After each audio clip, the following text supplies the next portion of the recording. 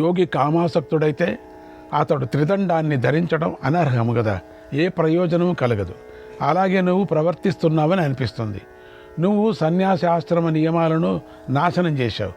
అలా కాకుండా నీ స్వరూపాన్ని దాచాలని కనుక ఇలా చేసి ఉంటే అది తప్పే. ఎందుకంటే జీవన్ముక్తులు ఇలా ప్రవర్తించకూడదు. నువ్వు నీ మనస్సుతో నా శరీరంలో ఉండే జీవుడి ఆశ్రయించావు. నా పక్షాన్ని, నా శరీరాన్ని ప్రవేశించడం చేత నీకు ఒక దోషం అంటుకుంటుంది. దాన్ని చెబుతాను విను. నువ్వు అసలు ఏ కారణం వల్ల నా రాజ్యంలోకి ప్రవేశించావు? ఎవరి సాన్నిధ్యం వల్ల నా హృదయంలో ప్రవేశించావు? ఎవరి సాన్నిహిత్యం వల్ల? నువ్వు సన్యాస ధర్మంలో ఉన్నావు, నేను గృహస్థ ధర్మాన్ని పాటిస్తున్నాను. దీనివల్ల నువ్వు ఆశ్రమ సాంకర్యం అనేటువంటి ఇంకొక దోషాన్ని చేస్తున్నావు. నువ్వు చెడిపావు. ఇది అనేక కష్టాలు కలిగిస్తుంది. నువ్వు ఏదైనా కార్యసాధన కోసం ఈ అకార్యం చేస్తున్నావా, లేదా తెలియక చేస్తున్నావా, లేదా మోసంతో కూడిన మిథ్యాజ్ఞానంతో చేస్తున్నావా? ఒక్కసారి గమనించు. ఎన్ని తప్పులు చేశావో నీకు తెలుస్తుంది. లేదా నువ్వు ఒకరి చెప్పు చేతల్లో ఉండి చేశావా? ఇలా చేస్తే మాత్రం ఈ దోషం వల్ల ఇంతకుముందు నువ్వు చదువుకున్నది, గురువుల వల్ల విన్నది అంతా వ్యర్థమైపోతుంది. దీనివల్ల ఇంతవరకు నువ్వు దాచుకున్న దోషాన్ని నువ్వే బయట పెట్టుకున్నావు. ఈ కారణం వల్ల నువ్వు దుష్టురాలిగా కనిపిస్తున్నావు. ఇప్పుడు చెడ్డతనంలోనూ 4వ చిహ్నమైనటువంటి దోషం కనిపిస్తుంది. నువ్వు కేవలం జయాన్ని మాత్రమే కోరుకుంటున్నావు. నీ విషయంలో నేనొక్కడనే నీకు లక్ష్యం కాదు, ఈ సభలోని వారు కూడా నీకు లక్ష్యమై ఉన్నారు. వీరందరినీ కూడా నువ్వు జయించాలని చూస్తున్నావు. అందువల్లనే నీవు నా పక్షాన్ని దెబ్బతీసి నీ పక్షానికి జయం కలగాలని ఈ సభను మాటిమాటికి చూస్తున్నావు.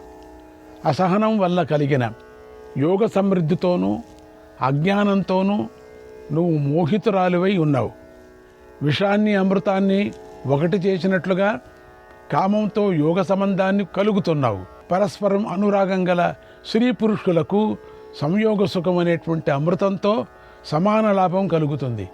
కోరిక గల స్త్రీకి కోరిక లేని పురుషుడు లభిస్తే ఆ దోషం విషంలాగా భయంకరంగా ఉంటుంది. కనుక నువ్వు నన్ను తాకకు.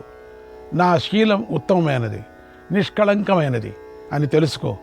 నువ్వు శాస్త్రంలో చెప్పినట్లుగా సన్యాసాన్ని ధర్మంగా పాటిస్తూ ఉండు. నేను జీవన్ముక్తుణ్ణి, అవునో కాదో అని నువ్వు తెలుసుకోవాలనుకున్నావు. ఈ భావం నీ మనసులో దాగి ఉంది. ఇప్పుడు నువ్వు దానిని నా ఎదుట దాచలేవు. నీ పని కోసం కానీ, లేదా ఇతర రాజుల పని కోసం కానీ ఇక్కడికి వేషం మార్చుకొని కనుక వచ్చి ఉంటే అసలు విషయం దాచకు. ఎవరైనా ఒక రాజు వద్దకు కానీ, విప్రుడి వద్దకు కానీ, పతివ్రత అయినటువంటి స్త్రీ వద్దకు కానీ దొంగవేషంతో వెళ్ళి మోసం చేయకూడదు. అలా చేస్తే కోపంతో వారు ఆ వ్యక్తులనే నాశనం చేస్తారు. వారి శాపం తగులుతుంది. రాజులకు ఐశ్వర్య బలం, వేదవేత్తలకు వేదబలం, స్త్రీలకు రూపం, యవ్వనం, సౌభాగ్యం అనేవి సర్వోత్తమమైన బలం. ఇలా వీరు బలవంతులవుతారు. కాబట్టి తమ కోరిక చక్కగా నెరవేరాలని అనుకునేవాడు ఎవరున్నారో వీరి దగ్గరకు నిజాయితీగానే వెళ్ళాలి. అలా కాకుండా మోసంతో కూడిన ఆలోచనతో వెళితే అది వినాశానికి కారణమవుతుందని తెలుసుకో. కనుక నువ్వు ఇక్కడికి ఎందుకు వచ్చావో చెప్పు. నీ జాతి గురించి చెప్పు. శాస్త్ర విజ్ఞానాన్ని, వృత్తాంతాన్ని, స్వభావాన్ని నిజంగా చెప్పు అన్నాడు జనకుడు. అప్పుడు సులభ జనకుడితో ఇలా అంది, రాజా, మనస్సును బుద్ధిని పాడు చేసే 9 దోషాలు లేక 18 గుణాలు కలిగి యుక్తియుక్తమైనది, అర్థవంతమైనదైనటువంటి ఆ పద సమూహాన్ని ఒక వాక్యం అంటారు కదా, ఆ వాక్యంలో సూక్ష్మత్వం, సాంఖ్యం, క్రమం, నిర్ణయం, ప్రయోజనం అనే 5 రకాల అర్థాలు ఉండాలి కదా. సార్థకమైనది, అర్థభేదం లేనిది, న్యాయసంగతమైనది, అవసరమైన దానికంటే అధికం కానిది, చెవికి కటువుగా లేనిది, సందేహంతో కూడిన పదాలు లేనిదైనటువంటి ఉత్తమమైన వాక్యాన్ని చెబుతాను. నేను చెప్పే దానిలో మృదువైన పదాలు ఉంటాయి, అందమైన పదాలు ఉంటాయి. నేను కామంతో కానీ, కోపంతో కానీ, భయంతో కానీ లోభంతో కానీ, దైన్యంతో కానీ, అనర్థంతో కానీ, దయతో కానీ, అభిమానంతో కానీ ఏ మాట చెప్పను. నువ్వెవరు? ఎవరి దానివి? ఎక్కడి దానివి? చెప్పమని అడిగావు కదా. ఓ రాజా, దీన్ని నేను చెప్పే సమాధానాన్ని ఏకాగ్రమైన మనస్సుతో విను అంటూ సులభ 30 తత్వాలు గల శరీరం గురించి చెప్పింది. పరిగెత్తే మంచి గుర్రం మనం చెప్పలేనంత వేగంగా ఒక ప్రదేశాన్ని విడిచి ఇంకొక చోటుకి చేరుతుంది. అలాగే ఈ లోకం ఎప్పుడూ వేగంగా ఒక అవస్థ నుంచి ఇంకొక అవస్థకు చేరుతూ ఉంటుంది. కాబట్టి దాని విషయంలో ఎవరు ఎక్కడి నుంచి వస్తారో, ఎక్కడి నుంచి రారో అనే ప్రశ్నలు కలగవు. నీలో ఆత్మను చూసినట్లుగానే నీ ఆత్మతో ఇతరులతో ఉండే ఆత్మను ఎందుకు చూడవు? నాలాగానే ఇతరులని సమత్వం ఉంటే మాటి మాటికి నన్ను నువ్వెవరి దానవు అని ఎందుకు అడుగుతావు? ఓ జనక మహారాజా, ఇది నాకు కావాలి, ఇది నాకు అక్కర్లేదు అనే మొదలైన ద్వంద్వభావం నుండి నువ్వు ముక్తుడు అయితే నువ్వెవరవు, ఎవరి దానవు, ఎక్కడి నుండి వచ్చావు అని ప్రశ్నించడం వల్ల నీకేమి లాభం కలుగుతుంది? నీకు కలిగే ప్రయోజనం ఏమిటి? ధర్మము, అర్థం, కామం అనే మూడింటిని త్రివర్గం అంటారు. ఇది 7 విధాలుగా వ్యక్తమవుతుంది. చేయవలసిన పనుల్లో ఈ త్రివర్గం గురించి తెలుసుకోని వాడిలోనూ, ఎల్లప్పుడూ త్రివర్గంతో సంబంధం పెట్టుకునే పురుషుడిలోనూ జీవన్ముక్త లక్షణం ఏముంటుంది చెప్పు? ఉండదు కదా. నీవు మోక్షాన్ని ఆశ్రయించి కూడా 4 అంగాలతో ఉన్నటువంటి సూక్ష్మశక్తి స్థానాలను నీలో నిలుపుకున్నావు. వాటిని నేను చెబుతున్నాను విను. సమస్తమైన ఈ భూమినంతా ఏకఛత్రంగా పాలించేటువంటి ఏకైక సార్వభౌముడు కూడా ఒక నగరంలో మాత్రమే ఉంటాడు కదా, అన్ని చోట్ల ఉండడు కదా. అంటే సామ్రాజ్యంలో అంతటా ఒకేసారి ఉండలేడు కదా. ఆ నగరంలో కూడా భవనం మాత్రమే ఆయనకు నివాసంగా ఉంటుంది. ఆ నగరంలో ఒక చోట మాత్రమే ఉంటాడు. అంతటి మేడాలో కూడా ఆయన రాత్రిపూట నిద్రించడానికి ఒక శయ్య మాత్రమే ఉంటుంది కదా. అన్ని చోట్ల పడుకోడు కదా. ఆ పట్టె మంచం ఒక్క మీద కూడా ఆయన భార్యకు సగభాగం వేరే ఉంటుంది, ఒకే భాగమే ఉంటుంది, రెండో భాగంలో ఉండదు. ఇలా చెప్పడం వల్ల ఆ సార్వభౌముడు అల్పఫలాన్నే పొందుతున్నాడు కదా. అసలు ఇంత కదా పొందేది. ఇదే రీతిగా సుఖానుభవం, భోజనం, వస్త్రము మొదలైనవి కూడా ఇంకా ఇతరమైన పరిమిత విషయ అనుభవంలోనూ దుష్ట నిగ్రహము, శిష్టానుగ్రహము మొదలైన విషయాల్లో కూడా రాజు ఎల్లప్పుడూ స్వేచ్ఛ కలవాడు కాదు. మంత్రులు, పండితుల మీద ఆధారపడి తీర్పు చెప్పవలసిందే. ఇలాగే ఇంకా అనేక విషయాల్లో చిన్న పెద్దవాటిలో అన్నిటిలోనూ కూడా ఆయనకు స్వేచ్ఛ లేదు. అయినా కూడా రాజు వాటిలో ఆసక్తుడవుతాడు. రాజధర్మానికి సంబంధించిన సంధి విగ్రహాలకు లోనైన రాజుకు స్వేచ్ఛ ఎక్కడుంటుంది? శ్రీ సాంగత్యం, క్రీడలు, విహారాదులతో కూడా ఆయన ఎల్లప్పుడూ స్వేచ్ఛ కలవాడు కాదు. సభలో కూర్చొని మంత్రులతో ఆలోచన చేసే సమయంలో కూడా ఆయనకు స్వాతంత్రం లేదు. ఇంకొకరిని అడగాల్సిందే. ఇతరులను ఆజ్ఞాపించడంలో ఆయనకు స్వాతంత్రం ఉంది అని అంటూ ఉంటారు. కానీ అలాంటి సమయంలో కూడా భిన్న భిన్న క్షణాల్లో సింహాసనం మీద కూర్చున్న రాజు మంత్రు సలహాలను బట్టి తన ఇష్టానికి వ్యతిరేకంగా పనిచేయవలసి వస్తూ ఉంటుంది ఒక పర్యం. అలాగే రాజు నిద్రించాలనుకుంటాడు, కానీ పని చేయాలి, పని ముగించాలనేవారు ఎప్పుడూ కూడా రాజద్వారం వద్దనే ఉంటారు, వేచి చూస్తూ ఉంటారు. నిద్రపోవటానికి వీల్లేదు. అందుకని వారు చుట్టూ ఉండటం చేత రాజుకు నిద్ర పట్టదు కదా. అది ముగించే పడుకోవాలనిపిస్తుంది. రాజు సుఖంగా పడుకోలేడు, మధ్యలో పనులు ఉంటాయి. పక్క మీద నిద్రపోతున్నా ప్రజల కోరికల మేరకు లొంగి లేవలసి వస్తూ ఉంటుంది అప్పుడప్పుడు. ఓ మహారాజా, స్నానం చేయండి, నలుగు పెట్టించుకోండి, నీరు త్రాగండి, ఆహుతులు ఇవ్వండి, యాగాలు చేయండి, చెప్పవలసింది చెప్పండి, ఇతరులు చెప్పేది వినండి మొదలైన ఇలాంటి మాటలు ఇతరులు చెప్పి అలా ప్రవర్తింపజేస్తారు. అనేక మంది యాచకులు అనేక సమయాల్లో వచ్చి అనేక విధాలుగా ధనాదులను ఇవ్వమని కోరుతూ ఉంటారు. వారిలో యోగ్యులైన వారికి కూడా ఇచ్చే సాహసం చెయ్యలేక తన ధనాగారాన్ని సురక్షితంగా ఉంచాలని కోరుతూ ఉంటాడు. అందరికీ ధనాన్ని కనుక దానం చేస్తే కోశాగారం ఖాళీ అయిపోతుంది. ఎవరికి ఏమీ ఇవ్వకపోతే అందరితో వైరం కలుగుతుంది.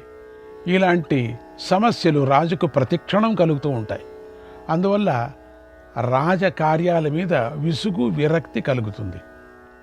పండితులు, వీరులు, ధనికులు ఒక చోట ఉన్నప్పుడు చూస్తే రాజుకు అనుమానం కలుగుతుంది. ఆయన పరిస్థితి అలా అనుమానాన్ని కలిగిస్తుంది. అది భయాన్ని కలిగిస్తుంది. అలాగే నిరంతరం తన దగ్గర ఉండే వారిపైన కూడా రాజుకు సందేహం కలుగుతూ ఉంటుంది. పైన నేను చెప్పిన విద్వాంసులు మొదలైన వారు తమ విషయంలో రాజు సందేహాలను గమనించి నిజంగానే తమ రాజు మీద దురభిప్రాయం ఏర్పరచుకుంటారు. అప్పుడు ఆ రాజుకు ఎలాంటి భయం కలుగుతుందో దాన్ని నీకు నేను చెప్పవలసింది కాదు కదా ఓ జనక. ప్రతి ఒక్క మనిషి తమ తమ ఇండ్లలో రాజులే, తమ తమ యజమానులే, తమ ఇంటి యజమానులే. ప్రతివారు ఎవరో ఒకరిపైన ఆగ్రహిస్తారు, ఎవరో ఒకరిని అనుగ్రహిస్తారు. భార్యాపుత్రులు, శరీరము, మిత్రులు, ధన సంపాదన అనేవన్నీ రాజుకు ఉన్నట్లుగానే ఇతరులకు ఉంటాయి కదా. ఈయన రాజు అనటానికి ఉండేటువంటి యుక్తులతోనే ఇతర వ్యక్తులు కూడా ఈయనతోనే సమానులుగా చెప్పవచ్చు. దేశం నాశనమైంది, పట్టణం దగ్ధమైంది, బట్టపటేనుకు మరణించింది అనే ఇలాంటి విషయాలు సర్వసామాన్యమైన విషయాలు. కష్టాలు కూడా అంతే. అయినా రాజు మిథ్యాజ్ఞానం వల్ల తనకు మాత్రమే నష్టం జరిగిందని సంతాపం చెందుతాడు. ఇచ్ఛ, ద్వేషం, భయం వల్ల కలిగే మానసిక బాధ రాజును ఎప్పుడూ విడిచిపెట్టదు. తలనొప్పి వంటి శారీరక రోగాలు కూడా అన్ని విధాల ఆయనను అదుపులో ఉంచుకొని కలతపరుస్తూనే ఉంటాయి. ఆయన సుఖదుఖాలు మొదలైన నానావిధ ద్వంద్వాల చేత బాధింపబడుతూ ఉంటాడు. ఏ వైపు నుంచి ఆపద వస్తుందో అని శంకిస్తూ కూడా ఉంటాడు.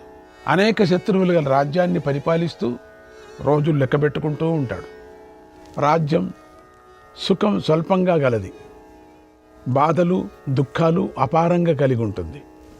నిస్సారమైనది, క్షణాలను నాశనమవుతుంది. నురుగు నీటి బుడుగలలాగా క్షణభంగురమైనది. అటువంటి రాజ్యాన్ని ఎవడు స్వీకరిస్తాడు? స్వీకరించినా ఎవడు శాంతిని పొందుతాడు చెప్పండి? రాజా, ఈ నగరం, ఈ రాజ్యము, సైన్యం, ధనాగారం, మంత్రులు మొదలైన ఈ సమస్తాన్ని నాది అని చెబుతూ నాది అనుకుంటున్నది అంతా భ్రాంతియే. ఇవన్నీ ఎవరికి చెందినవై ఉన్నాయి? పోనీ ఎవరికీ చెందకుండా ఉన్నాయా చెప్పు.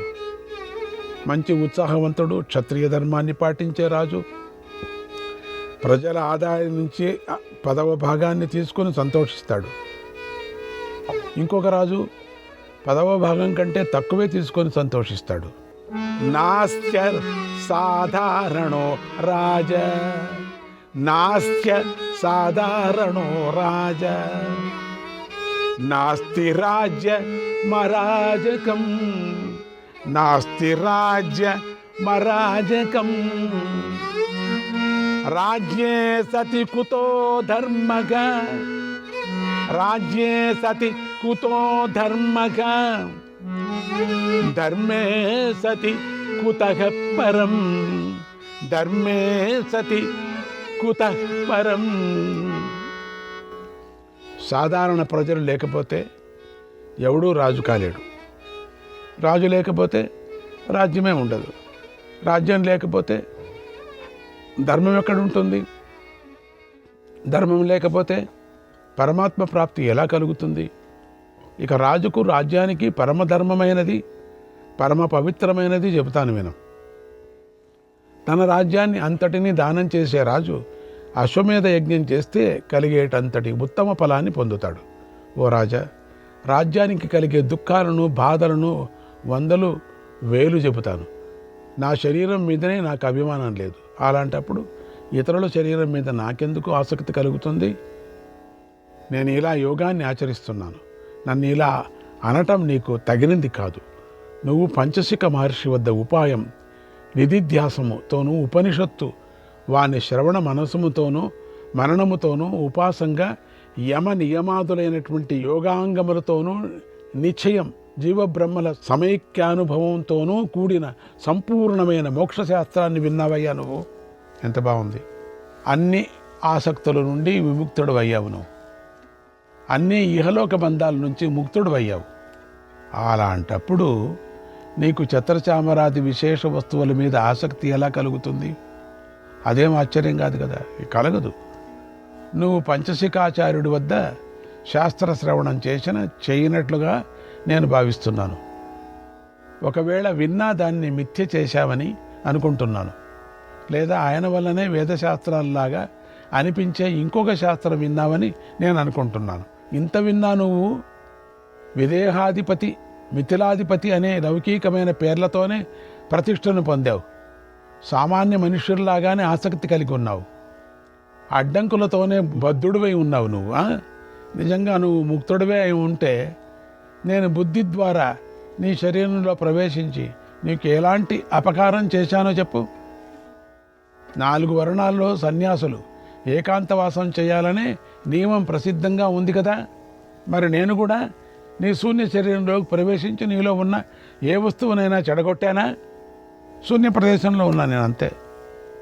ఓ జనకరాజా, నిన్ను చేతులతో కానీ, బాహువులతో కానీ, ఊరువులతో కానీ, ఇతరమైనటువంటి అవయవాలతో కానీ తాకానా? నీకు అనిపిస్తుందా నేను తాకినట్టుగా?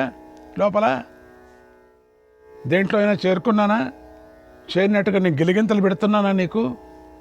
ఉత్తమ వంశంలో జన్మించి తప్పు చేస్తానేమో అని సిగ్గు గలవాడు కదా, ముందు చూపు ఉన్నవాడు కదా, నువ్వు పండితుడు కదా. మరి అలాంటి నువ్వు మన మధ్య జరిగిన మంచి చెడులను ఈ మహాసభలో చెప్పవచ్చా నువ్వు? అదేమైనా బాగుందా?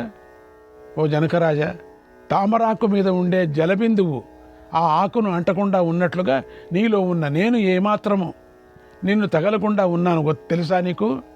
నేను తాకకుండా ఉన్నాను. తాకకుండా ఉన్న నేను నిన్ను తాకినట్లుగా నీకు అనిపిస్తుందా? చెప్పు. అయితే మహాత్ముడు, గురువు అయినటువంటి పంచశిఖుడు బోధించిన జ్ఞానాన్ని నువ్వు కోల్పోయావు అని నేను అనవచ్చు కదా. నువ్వు అట్లా అన్నావంటే నువ్వు పోయినట్టే లెక్క. సమస్తమైన వర్ణాశ్రమాలను ప్రత్యేకంగా చెప్పటాన్ని నేను అంగీకరిస్తాను. బ్రహ్మ సాక్షాత్కారాన్ని పొంది అభేదభావం కలిగినప్పుడు ఆత్మ కంటే భిన్నమైన ఇతర వస్తువు దేనికి సత్తా, ఉనికి లేదని, దానికి దేనితోనూ సంయోగం కలగదని తెలిసినప్పుడు వర్ణ సాంకర్యమే ఉండదు కదా. చేతిలో కమండలం ఉంది, దానిలో పాలున్నాయి, వాటిలో ఈగ ఉంది. ఈ 3 ఒకదానికంటే ఇంకొకటి వేరుగా ఉన్నాయి. అయినా కూడా ఆధేయ భావంతో ఒకదానిని ఒకటి ఆశ్రయించి ఏకమై ఉన్నాయి. కమండలం ఆశ్రయించింది పాలు, పాలను ఆశ్రయించింది ఈగ. ఇంత ఉండినప్పుడు కూడా కమండలం వేరు, పాలే వేరు, ఈగే వేరు. ఎంత విచిత్రం! కానీ అది వేరువేరుగా ఉన్నాయి, ఒకటిగానే ఉన్నాయి.